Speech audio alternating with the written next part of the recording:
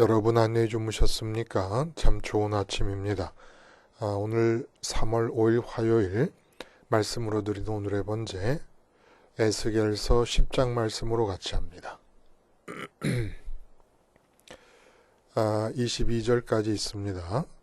우리는 1절부터 8절까지 같이 읽습니다. 시작.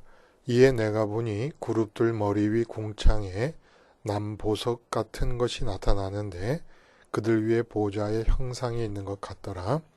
하나님이 가는 배에 옷을 입은 사람에게 말씀하여 이르시되 너는 그룹 밑에 있는 바퀴 사이로 들어가 그 속에서 숯불을 두 손에 가득히 움켜가지고 성읍 위에 흩으라 하시매 그가 내 목전에서 들어가더라. 그 사람이 들어갈 때에 그룹들은 성전 오른쪽에 서 있고 구름은 안뜰에 가득하며 여호와의 영광이 그룹에서 올라와 성전 문지방에 이르니 구름이 성전에 가득하며 여호와의 영화로운 광채가 뜰에 가득하였고 그룹들의 날개 소리는 바깥뜰까지 들리는데 전능하신 하나님이 말씀하시는 음성 같더라. 하나님이 가는 배에 옷을 입은 자에게 명령하시기를 바퀴 사이 곧 그룹들 사이에서 불을 가져가라 하셨으므로 그가 들어가 바퀴 옆에 섬에 그 그룹이 그룹들 사이에서 손을 내밀어 그 그룹들 사이에 있는 불을 집어가는 배의 옷을 입은 자의 손에 주매 그가 받아가지고 나가는데 그룹들의 날개 밑에 사람의 손 같은 것이 나타나더라. 오늘 함께 읽은 말씀 중심으로 지평선 딛고 하늘 만지는 삶이라는 제목의 하나님 말씀 증거합니다. 지평선 딛고 하늘 만지는 삶. 우리나라에는 김제평야의 지평선이 유명합니다. 전반적으로는 한반도 안에서 지평선을 보기가 아주 힘이 들어요. 수평선은 삼면이 바다로 되어 있기 때문에 바닷가로 가기만 하면 쉽게 볼 수 있습니다만은 지평선이 그렇게 보기가 힘들어요. 근데 미국에서 하이웨이를 달릴 때라든지 카나다에서 하이웨이를 달릴 때는 참 지평선이 자주 보입니다. 특별히 제가 기억나는 것은 그 캐나다 토론토에서 몬트리올을 향해 달릴 때 보았던 지평선입니다. 날씨가 너무 맑았어요. 이렇게 파란 하늘이 있고 구름들이 뭉게뭉게 하늘에 떠 있는 그런 날씨였습니다. 근데 그 토론토부터 몬트리올까지가 난 그렇게 다리미로 다려놓은 듯이 평평한 줄 몰랐어요. 구름이 까마득한 저 멀리 도로 위에 얹혀져 있어요. 도로와 구름이 다 있습니다. 하늘이 맞닿고 있는 것이죠. 참 지평선이 아름다워요. 그래서 그런 마음이 들어요. 빨리 달려가서 저 구름을 좀 손으로 만져봤으면 좋겠다. 이 도로와 다 있으니까 가서 하늘을 좀 만져보면 그 하늘을 만지는 기분이 어떨까? 근데 달려가면 달려갈수록 달려간 그만큼 지평선은 멀어만 집니다. 이 땅 위를 걷거나 달리고 있는 이상 이 세상 그 누구도 지평선까지의 거리를 조금이라도 좁혀서 다가갈 수 있는 사람은 없지요. 내가 지금 어디에 있습니까? 지금 어디에 있든지 내가 서 있는 그곳에서 하늘은 내 머리 위로 높게 멀리 있게 마련입니다. 그런 상태에서 지평선은 내가 어디에 있든지 똑같이 아득히 멀리 내 앞에 놓여 있습니다. 그리고 이 상황을 높이 하늘이 떠 있고 내 머리 위로는 지금 내가 서 있는 곳 위로는 하늘이 높이 떠 있고 그리고 지평선 하늘과 땅이 맞닿는 지평선은 내 앞에 까마득하게 멀리 있어서 내가 그 지평선을 다가가면 다가간 만큼 내 머리 위로 하늘은 그 높이로 그대로 유지되고 있고 지평선은 지평선대로 다가간 만큼 더 멀리 뒤로 물러나 있습니다. 그러니까 위로 멀리 있는 하늘과 내 앞에 하늘과 땅이 맞닿는 지평선이 멀리 떨어져 있는 이 상황이 어디에 있든지 벌어지는 거예요. 물론 지평선이 보일 때를 말하는 거지만 이 상황이 바뀌질 않습니다. 근데 선민이 누구냐 하면, 또 다시 말하면 선민이 십자가 복음을 생활화하는 자가 선민입니다.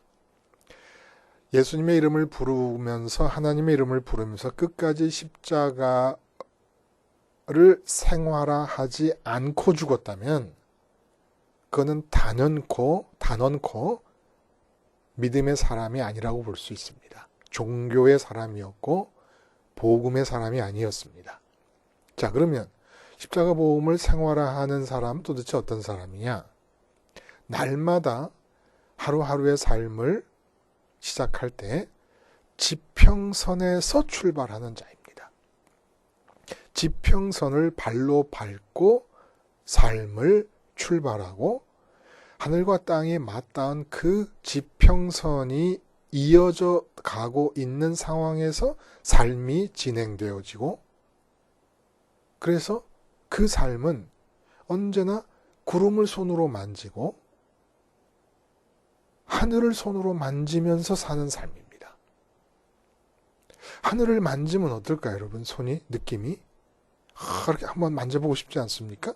근데 선민이 누구냐 하면 바로 이렇게 하늘과 땅이 맞닿은 지평선에서는 구름이 도로 위에 얹혀져 있지 않습니까?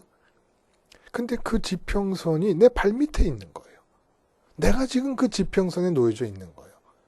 이 세상 누구도 할 수 없는 것을 십자가를 생활화함으로써 바로 내 발밑에 지평선을 두고 사는 것입니다. 그러니까 윤동주 시인이 그 유명한 시를 짓지 않습니까? 죽는 날까지 하늘을 우러러 한 점 부끄러움이 없기를, 잎새에 있는 바람에도 나는 괴로워했다. 그리고 마지막에 나한테 주어진 길을 걸어가야겠다. 오늘 밤에도 별이 바람에 스친다, 이런 얘기를 했어요. 근데 선민은 하늘을 우러러 한 점 부끄러움이 없는가를 살펴보고 그런 상태를 희망하는 자들이 아닙니다. 높이 떠있는 하늘, 그리고 그 아래 땅 위에서 나한테 주어진 길을 걸어가는 사람들이 아닙니다. 선민은 하늘과 땅의 간격이 사라져서 밀착된 지평선 위에서 땅에 있으면서 하늘을 살고 하늘에 머물면서 땅을 사는 사람들이에요. 땅을 딛고 있으면서 하늘을 만지고 하늘에 머물면서 땅을 사는 사람들. 마치 비닐백이 있으면 이렇게 주둥이를 모아서 입에 넣고 불면 부풀려지고 다시 빨아들이면 흡입되면서 백이 이렇게 딱 백의 모든 면이 달라붙어 틈이 없어지고 쪼그라들지 않습니까? 마치 하늘과 땅 사이가 진공이라도 이루어진 듯이 간격이 없어지고 맞닿게 되는 일이 선민에게서는 가능할 뿐만 아니라 반드시 그렇게 해야만 하는 것이 선민이라는 겁니다. 땅에서 구름을 잡거나 구름을 타고 다니는 자들이고, 땅에서 살면서 하늘을 만지고 그곳에 머무는 자들, 하늘을 만지고 그곳에 머무는 동안 땅을 사는 자들. 왜냐하면 땅과 하늘이 맞닿는 지평선에 발을 딛고 있기 때문이라는 겁니다. 그래서 선언할 수 있습니다. 뭘 선언할 수 있냐면, 이처럼 하늘과 땅이 맞닿은 상태에서 지평선 위에서 하늘이 땅에 개입되고 또한 땅이 하늘에 참여되기 전에는 이 땅 어디에도 절대 평강, 절대 기쁨, 절대 행복은 주어지지 않습니다. 가짜 평강, 가짜 기쁨, 가짜 행복에 목말라 갈증나는 삶을 살 수 있을 뿐이지, 절대로 지평선 이외에는 하늘이 개입되고 땅이 하늘에 참여하는 그 지평선 이외에서는 진정한 에덴도 가나안 복지도 존재할 수 없다는 거예요. 그래서 선민이 아닌 모든 사람들은 이 지평선에 도달하지 못해요. 지평선에 도달하지 못하는 것은 결코 에덴과 약속의 복지의 삶을 살 수가 없다는 겁니다. 선민은 지금 자기가 서 있는 그 자리를 지평선으로 바꾸는 자들이다 라는 것을 기억하면서 오늘 본문을 살펴봅니다. 오늘 본문은 우리가 1장에서 에스겔이 성령에 이끌려서 하늘의 보좌와 그 보좌를 둘러싸고 있는 네 생물, 그룹들이라 그래요. 그룹은 천사예요. 네 생물에 대한 환상을 이제 묘사하고 있었던 걸 봤어요. 오늘도 바로 그 보좌와 그 생물에 관한 얘기가 나옵니다. 근데 그 천사, 그룹이라고도 하고 네 생물이라고도 부르는 이 천사의 모습에 대해서는 에스겔 1장의 말씀을 여러분들이 다시 한번 참고해 보시면 좋습니다. 같은 그 보좌와 그 생물을 얘기하는 거예요.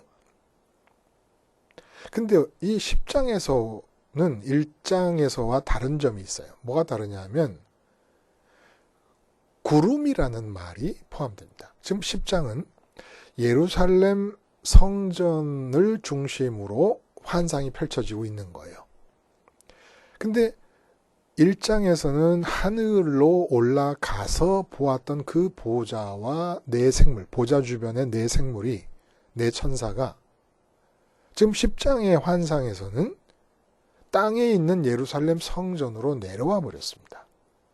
그 내려왔다는 얘기를 3절과 4절, 5절을 보면 구름이 성전에 가득 찼다는 얘기를 하고 있는 거예요.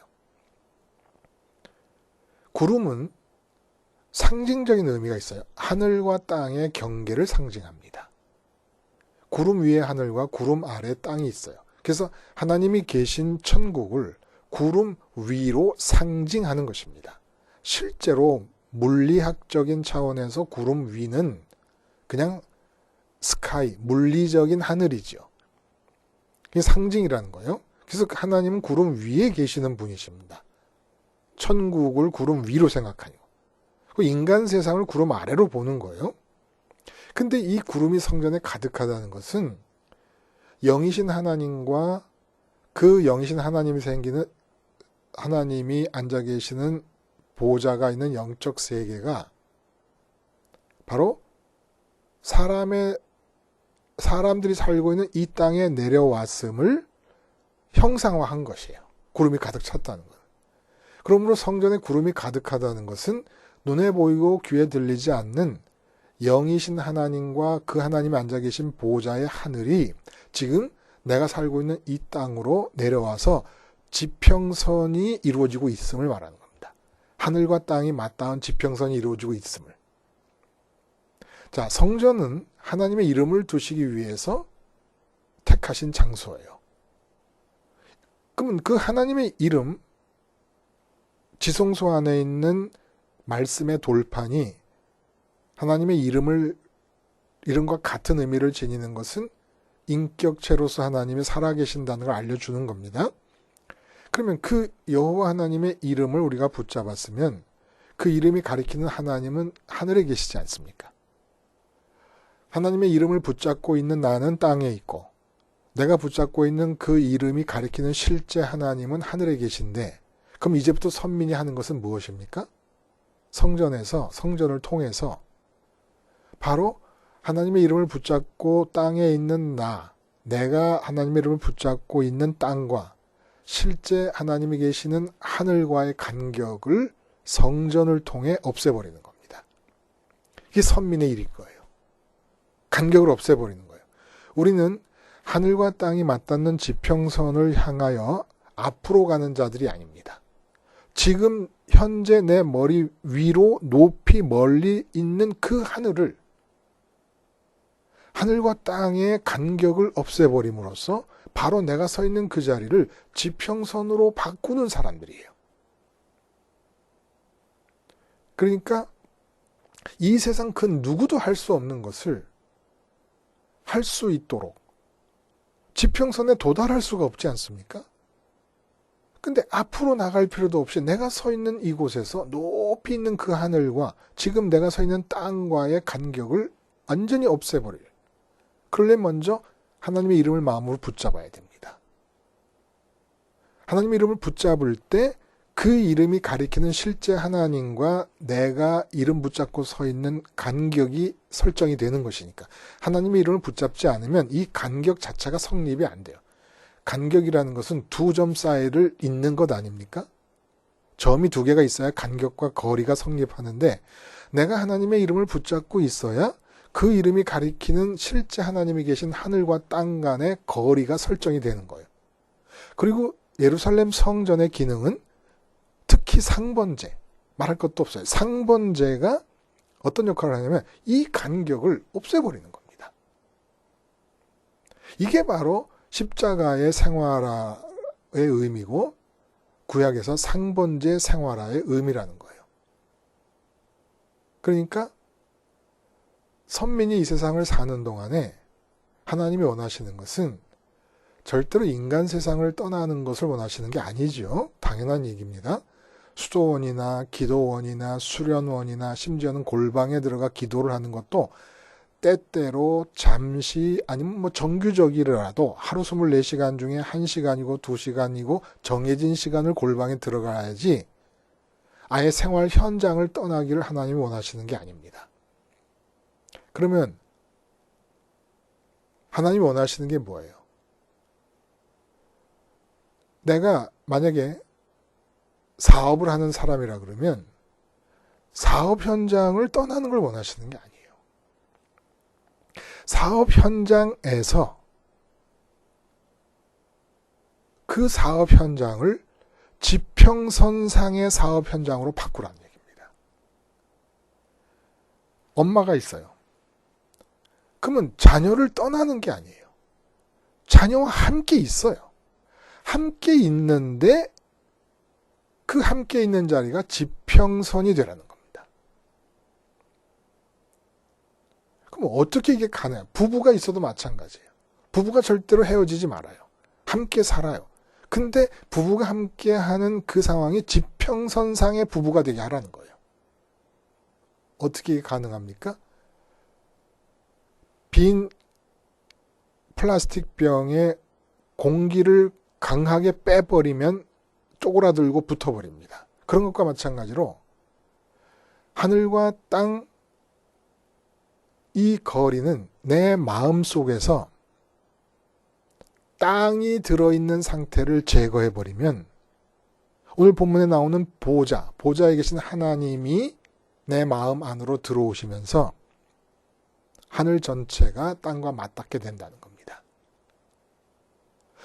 내 마음에 들어있는 땅만 없애면 되는 거예요. 마치 이런 것과 같아요. 우리 흔한 비유로 배는 바다를 떠나면 안 되지 않습니까? 그러나 바닷물이 한 방울이라도 배 안으로 들어오면 안 되는 거예요. 바다에 있어야 하나 바닷물은 들어오면 안 돼요. 잠수함은 바닷속을 떠나면 잠수함이 아닙니다. 그러나 바닷속에 있는 잠수함 안으로 바닷물은 한 방울도 들어오면 안 됩니다. 우주선이 우주를 떠나서 무슨 의미가 있겠습니까? 그러나 우주에 떠 있는 동안에 우주의 기운을 조금이라도 안으로 담으면 절대 안 됩니다. 마찬가지예요. 선민은 어떤 사람이냐? 이 세상에서 그 안에 한 복판에 살면서 조금도 세상을 담지 않는 겁니다. 그렇게 해서 세상에 대한 진공 상태가 이루어지면 거리가 사라져 버리는 거예요. 하늘과 땅이 맞닿아 버립니다. 내 마음에서 세상을 빼내고 진공 상태만 이루어지면 내 마음을 중심으로 하늘과 땅이 맞닿는 지평선이 이루어진다는 겁니다. 그래서 삶의 현장 전체를 다 이렇게 지평선으로 만들어내는 거예요.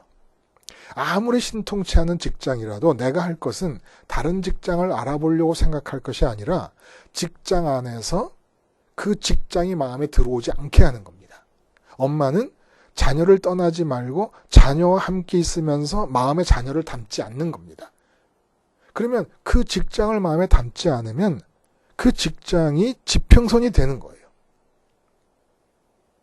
사업장에 가서 사업을 담지 않으면 그 사업장이 하늘과 땅이 맞닿는 지평선이 되어버립니다. 바로 오늘 본문이 이 점을 강조하고 있는 거예요. 똑같은 환상입니다. 보좌에 계신 하나님이 남보석의 광채를 띠고 있는 분으로 묘사되고 있고 그 보좌 주변에 네 생물이 똑같이 바퀴가 달려있는 생물로 표현되고 있습니다. 근데 다른 것은 뭐냐면 그 1장에서 에스겔이 하늘로 올라가서 봤던 그 천국의 상황이 구름이 성전에 가득 찼다는 말이 뜻하는 바대로 땅에 내려와 버린 거예요. 그래서 골로새서 3장에 그리스도와 함께 다시 살리심을 받았으면 위의 것을 찾으라. 거기는 그리스도께서 하나님 우편에 앉아 계시니라. 위의 것을 생각하고 땅의 것을 생각하지 말. 이렇게 얘기했잖아요. 땅의 것을 생각하는 것이 바로 마음에 담는 겁니다. 좋아해서 생각하든 싫어해서 생각하든 땅의 것을 생각하면 땅의 것이 담기는 겁니다. 땅의 것이 담기면 어떻게 됩니까? 그러면 하늘은 높이 위로 올라가 버립니다. 하늘이 땅에 개입되어야 또 땅이 하늘에 참여되어야 진짜 평강과 행복한 삶이 주어질 수가 있는데 내가 땅을 생각하면 아까 말씀드린 대로 사업이 안 된다 그래서 사업을 마음속에 생각하며 담고 있으면 땅에 개입해야 될 하늘이 높이 높이 거리가 멀어집니다. 그리고 우리는 계속해서 하늘의 하나님께서 내 사업을 잘 되게 해달라고 기도합니다. 지평선을 바라는 거예요. 하늘의 개입을 원하는 거예요. 그러나 마음이 사업을 담고 땅을 담고 있는 한은 하늘이 가까이 올 수가 없습니다. 그러니까 사업장 안에서 십자가를 붙잡는 거예요. 그래서 사업이라고 하는 땅에 있는 것을 담고 있는 내가 죽어버리는 겁니다. 그러면 내 마음속에 아무것도 없는 진공 상태가 형성되면 내 마음을 중심으로 아래에 있는 땅과 위에 있는 하늘이 붙어버립니다. 바로 그 자리에 사업장에서 지평선이 이루어지는 거예요. 아, 정말 이거 신기하지 않습니까, 여러분? 그래서 지평선이 되면 제일 먼저 나타나는 일은 보좌에 앉으신 영화로운 광채의 주인공이신 하나님이 내 마음에 몫이 되는 거예요. 이게 너무 간단하고 너무 기가 막히고 쉬운 일 아니에요? 하나님 자신이 내 기업이 되는 거예요. 근데 오늘 본문에서 주의할 것은 이렇게 영화로운 광채가 나는 하나님이 내 몫이 되는 것에 플러스 어떤 일이 벌어지냐. 그러니까 변화산에서 베드로가 하나님 모습으로 바뀌어진 예수님을 보고 너무너무 그 광채가 아름답고 좋아서 산 아래를 다 잊어버리지 않습니까? 그 잊어버린 산에 대해서 어떤 일이 일어나느냐.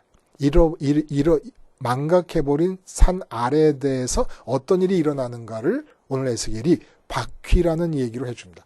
네 생물이 있을 때 앞 1장에서 우리가 봤듯이 네 생물은 날개를 달고 있으면서 동시에 바퀴가 다 있었습니다.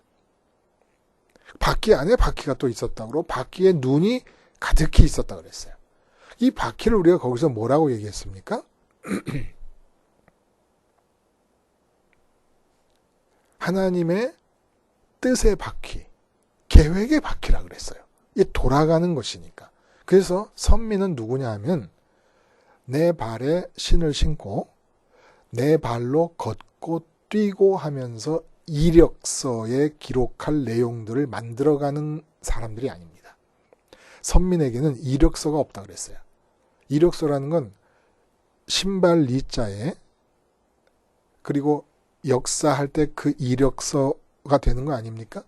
근데 내가 신을 신고 내 발로 걸어가는 것이 아니라 하나님의 계획의 바퀴가 돌아가고 하나님의 그 뜻의 바퀴가 돌아가면서 삶이 진행되기 때문에 이력이 없는 거예요.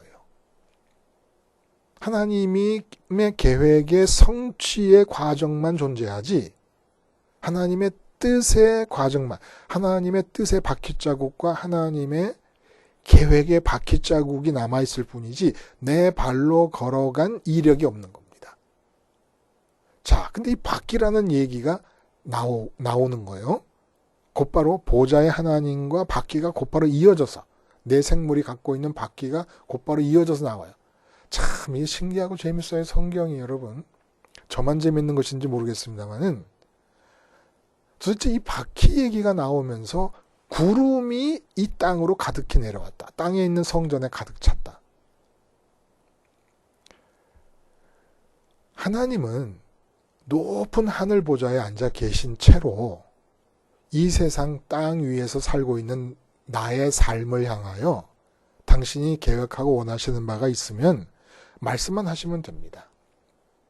저를 향해서 말씀하시고자 하시면 뭐 예를 들어 태승철이의 삶에 있어서 이러이러한 일이 일어나라. 말씀만 하시면 되는 거예요. 태승철이가 결혼해서 살고 있는 그 부부관계 속에 이런 일이 일어나라. 태승철이가 자녀를 낳고 있는 삶 속에, 태승철이가 하고 있는 이 십자가 복음 방송과 관련돼서 이런 일이 일어나라. 말씀만 하시면 되는 거예요. 근데 왜 계획에 바퀴가 필요하고 왜 하나님 뜻에 바퀴를 달아놨느냐는 겁니다. 바퀴라는 것은 허공에 떠 있는 한 공회전밖에 안 돼요.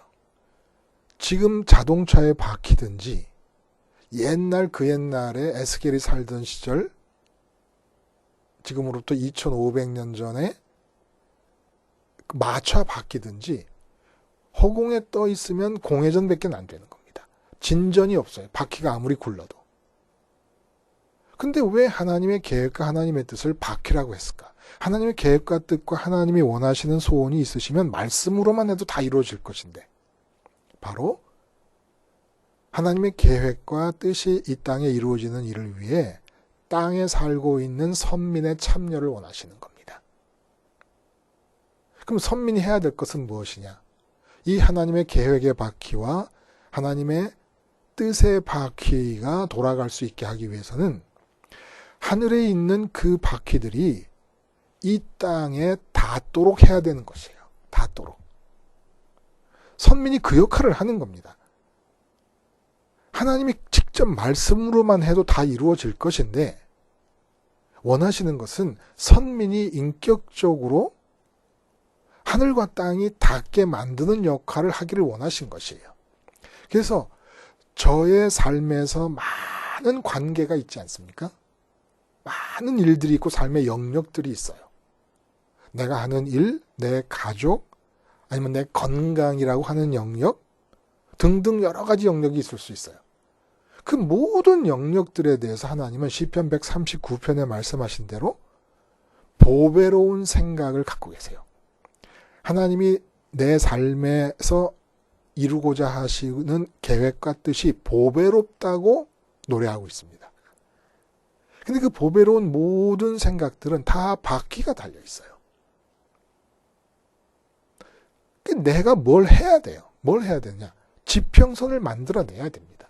하늘과 땅이 맞닿는 지평선을 만들지 않으면 하나님이 그 보배로운 어떤 생각과 계획과 뜻을 갖고 계셔도 이 땅에서 바퀴가 굴러갈 수가 없는 겁니다. 늘 공회전만 이루어지는 거예요.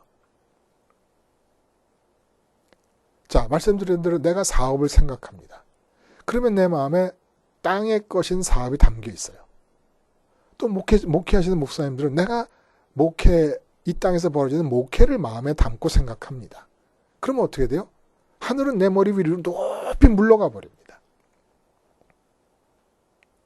땅에 있는 내 사업에 대한 하늘에 있는 하나님의 보배로운 생각과 계획의 바퀴가 하늘과 땅이 닿지 않고 있기 때문에 공회전할 수밖에 없어요. 돌아간다고 해봐야 공회전밖에 안 되는 거예요. 그럼 이제 어떡합니까? 사업을 생각하고 목회를 생각하고 있는 땅의 것을 마음에 담고 있는 내 마음이 십자가에서 주님과 함께 죽은 것으로 인정하고 고백하고 기도합니다. 그러면 이제 사업이 들어있는 마음은 죽고 아무것도 없는 사업 현장에 들어와 있지만 내 마음에 사업이 들어있지 않는 진공 상태가 형성이 되면 비로소 하늘과 땅이 맞닿게 됩니다. 쫙 빨아들이니까 땅이 없어지면서 마음이 진공 상태로 형성이 되면 하늘과 땅을 딱 빨아들여서 맞닿게 됩니다. 그러면 그 사업의 현장이 지평선이 되면서 이제부터 하늘에서 하나님이 갖고 계셨던 계획의 바퀴, 뜻의 바퀴들이 땅에서 굴러가기 시작을 한다는 거예요. 돌아가기 시작한다는 겁니다. 건강도 마찬가지예요. 건강이라는 게 땅에 있어요? 하늘에 있어요? 육체가 땅에 있으니까 건강도 땅에 있는 거 아닙니까? 그러면 그거를 마음에 내가 생각하고 고민하고 괴로워하면 하늘은 하늘 높이 내 머리 위로 높이 높이 물러갑니다. 그러니까 마음의 건강을 생각하고 담고 있으면서 계속 하나님이 건강을 좋게 해주시기를 바라는 것은 어떤 것과 마찬가지냐면 계속해서 내 머리 위로 하늘을 더 높이 높이 멀리 멀리 떨어지게 하면서 지평선을 향하여 달려가는 것과 똑같은 거예요. 하늘의 하나님이 내 땅에 있는 건강에 개입하시기를 원하는 기도. 사업도 마찬가지고 다 모든 것이 다 마찬가지예요. 마음에 그 땅에 있는 것을 담으면 하늘이 멀어지고 위로 올라가 버렸는데 근데 그 멀어지게 하면서 내가 마음에 땅을 담음으로 내 머리 위로 하늘이 멀어지게 만들면서 지평선을 상상하고 하늘이 땅에 개입하기를 상상하면서 기도를 하는 거란 말입니다. 세상 모든 종교는 그런 식으로 기도를 하는 거예요. 그런 식으로 기도해서 기도하고 원하는 대로 이루어지는 확률, 안 이루어지는 확률이 똑같은 거예요, 그냥. 그런 식으로 기독교를 이해하고 복음을 받아들였다고 착각하고 생각하면. 생각해 보세요. 땅을 담고 있어서 하늘이 멀어지는데 지평선에 도달할 수 있어요? 하늘이 땅에 개입하는, 땅이 하늘의 뜻에 참여되는 지평선, 맞닿아 있는 지평선에 도달할 수 있어요? 못 도달해요. 그건 그냥 나무에게 임하는 섭리처럼 그냥 창조주로서, 아버지로서가 아니라 창조주로서 섭리하고 계시는 중에 더러 소원하던 것이 이루어지기도 하고 안 이루어지기도 하고 그건 내가 소원했기 때문에 이루어지는 게 아닙니다. 하나님의 섭리 속에 그냥 이끌어져 가는 것이지. 그렇게 보면 너무너무 신기하잖아요. 건강 문제가 담겨 있으면 십자가에서 죽어버리는 거예요. 그럼 건강이 안 좋은 상태인데 내 마음에는 건강이 빠져버려요. 싹 빠져버린 상태. 그럼 진공이 이루어지면 건강의 영역에 대해서 하늘과 땅이 맞닿아 버리는 겁니다. 그러면 내 건강에 대한 하나님의 계획의 바퀴가 드디어 땅에 붙으면서 돌아가기 시작한다는 거예요. 오늘 본문 참 기가 막힌 본문 아닙니까, 여러분? 그렇게 계획의 바퀴가 돌아가는 중에 하나님이 그 계획 속에서 어느 병원에 어느 의사를 만나게도 하시고 찾아가게도 하시고 내가 아픈 걸 보고 김 집사님이 그렇게 아픈 데는 아무개 병원에 아무개 의사가 최고야 라고 하는 말이 들려서 글로 가게 되고 이게 다 하나님의 섭리의 계획 속에 들어있는 거예요. 근데 이렇게 건강이 마음에 담겨있는 상태를 죽이지 않은 채로 내가 움직이면서 병원을 찾아가고 뭐하고 뭐하는 것은 이거 선민이 할 짓이 아니라는 거예요. 먼저 아무리 급하고 아파도 마음의 건강이 들어와 있는, 땅에 있는 건강이 들어와 있는 상태를 없애서 지평선을 이루어야 됩니다. 내 건강의 문제가 지평선상의 문제가 되게 만들어야 돼요. 그래야 하늘에서 내 건강에 대해서 갖고 계신 하나님의 계획의 바퀴와 뜻의 바퀴가 땅에 닿으면서 돌아가기 시작한다는 거예요. 근데 그거를 안 했다는 얘기를 지금 하고 있는 겁니다. 에스겔은. 그 안 했기 때문에 나타나는 일이 뭐예요? 참 속상하고 안타까워요. 바퀴 안에서 불을 집어내어 예루살렘 위로 던진다는 표현이 나와요. 예루살렘을 멸망하기 위해 온 천사 중에 그 서기관 천사가 있지 않았습니까? 그 천사에게 바퀴 안으로 들어가서 불을 집어넣어 꺼내갖고 예루살렘 성읍 위에 흩트리라는 거예요. 이게 무슨 얘기겠어요? 왜 불을 뿌린다는 얘기를 합니까? 이 불이 뭡니까? 모세의 떨기나무 불꽃 기억하시죠? 이 얘기는 무슨 얘기냐면 모세는 떨기나무 같은 존재예요. 하나님이 보실 때 아무짝에도 쓸모가 없어요. 모세를 어디다 써요? 우린 자꾸 뭐 내가 뭘 준비를 하면 하나님께서 쓰실 거라 생각하지만 그런 거 없어요. 모세는 떨기나무에 불과해요. 근데 불이 붙었는데 나무가 타지를 않아요. 그 불은 하늘의 불이에요. 하늘의 힘이고 하늘의 에너지예요. 떨기나무 같은 모세를 통해서 애굽을 초토화시키고 초강대국이었던 애굽을 초토화시키고 250만 이스라엘 백성들을 430년 만에 끄집어내는 출애굽의 역사를 하는데 이 출애굽의 역사에 들어가는 에너지의 양이 얼마만 하겠습니까? 근데 떨기나무같이 아무짝에도 쓸모없는 모세의 열정으로 모세의 힘으로 하는 게 아니라 하나님의 하늘의 에너지가 내려온다는 거예요. 그 하늘의 에너지를 통해서 출애굽이 일어난 거예요. 근데 바퀴 안에 불이 있다는 건 뭡니까? 내가 해서 사업장에서 내가 사업을 마음에 담음으로써 내가 아내를 담고 가정에서 남편을 담음으로써 자녀를 담음으로써 하늘이 높이 올라가 버렸어요. 그러면 지평선상에 있었더라면 부부관계에서 사업관계에서 부모 자녀 관계에서 어떤 무슨 영역에서든지 굴러갔어야 될 바퀴가 굴르지를 못하고 하늘에 떠 있는 겁니다. 그러면 그 바퀴가 이 땅에 내려와서 굴러갈 때 출애굽이라는 대역사가 진행될 때 소모되었던 하늘의 에너지가 있을 거 아니에요. 그 하늘의 에너지, 하늘의 불들이 다 공으로 남아있는 겁니다. 내가 내 삶의 영역을 지평선으로 못 만들어내니까 지평선이었더라면 바퀴가 굴러가면서 하늘의 힘들이 쓰여졌을 것인데 쓰여지지 못한 힘들이 불로 남아있다가 전부 예루살렘 선민들이 다 땅을 마음에 담고서 자기 소원을 빌면서 살았던 거예요. 그러니까 하늘의 바퀴들이 굴러갈 때 준비되었던 그 힘들이 다 남아 돌아서 불로 바뀌어서 심판으로 주어졌다 이런 얘기입니다. 사업을 하는데 막 속이 타요. 속이 타. 그 왜 속이 타는 줄 아십니까? 지금 그 사업에서 굴러가야 될 하나님의 계획의 바퀴와 뜻의 바퀴가 구르지 못하고 있으니까 날짜가 지나버렸어요.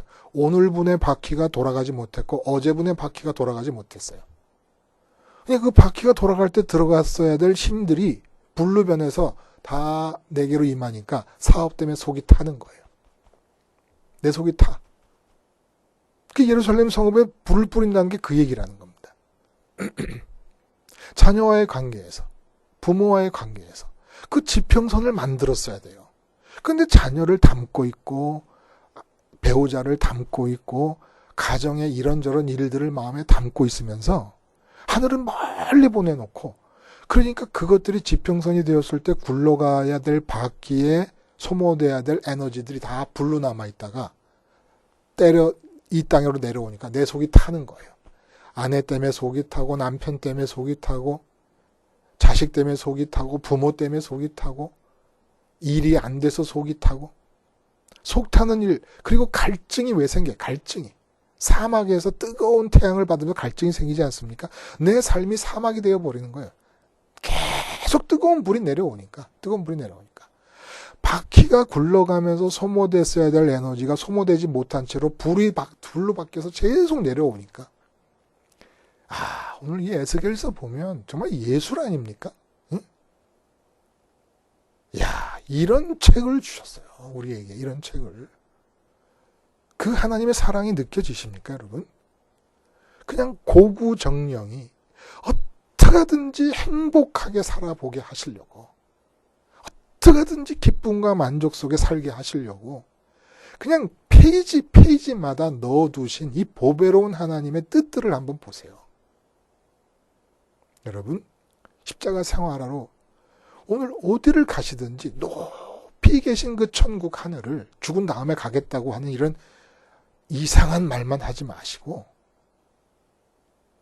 내 마음에서 내가 가 있는 현장에 땅을 담지 않음으로써 그곳이 땅과 하늘이 맞닿는 지평선으로 만들어 버리세요. 그러면 하나님의 생각의 바퀴와 계획의 바퀴가 돌아갑니다. 그러면 시원해지는 거예요. 그 계획의 바퀴와 하나님의 뜻의 바퀴가 돌아갈 때 세상 사람들이 볼 때는 아무것도 아닐 수도 있어요. 또 세상 사람들의 기준에는 심지어 실패처럼 보일 수도 있어요. 그러나 어떻게든지 우리가 할 일은 그런 것들이 내 마음에 들어온 상태를 십자가에서 계속 죽여나감으로써 마음의 진공 상태를 유지해서 내가 지금 있는 그 현장을 지평선으로 만들어 버리는 겁니다. 지평선으로 만들어야 하나님의 계획과 뜻의 바퀴가 돌아가고 그에 앞서 보좌에 앉아 계신 하나님이 진공인 내 마음을 채워주시는 거예요. 보좌에 앉아 계신 하나님이 내 마음 속으로 들어오시면서 동시에 하늘이 내려와서 땅과 맞닿는 지평선이 이루어지는 거죠. 우리는 어떤 사람입니까? 지평선을 발로 딛고 있는 사람들이고 구름을 만지거나 타면서 하늘을 조물락조물락 만지면서 그 하늘의 감촉에 감격해하는 영화로운 광채의 하나님을 만지면서 감격해하는 동안에 계획의 바퀴, 뜻의 바퀴가 굴러가면서 살아가는 너무너무 복덩이들. 그냥 하나님이 어쩔 줄 몰라 복 주시는 복덩이들로 살아가는 사람들이 되어야 됩니다. 십자가 생활하러 기도하시겠습니다. 하나님 아버지, 그저 마음이 세상을 담을 때마다 십자가에서 죽는 거 하나만 하라고 하셨는데 이게 안 돼서 복덩이로 불릴 사람들이 꼭 세상에 쓸모없는 사람인 모양처럼 되어서 속에는 화병을 안고 살아갑니다. 십자가 생활하러 가는 곳마다 지평선을 딛고 서는 자들이 되게 해 주시옵소서. 예수님의 이름으로 기도드리옵나이다. 아멘.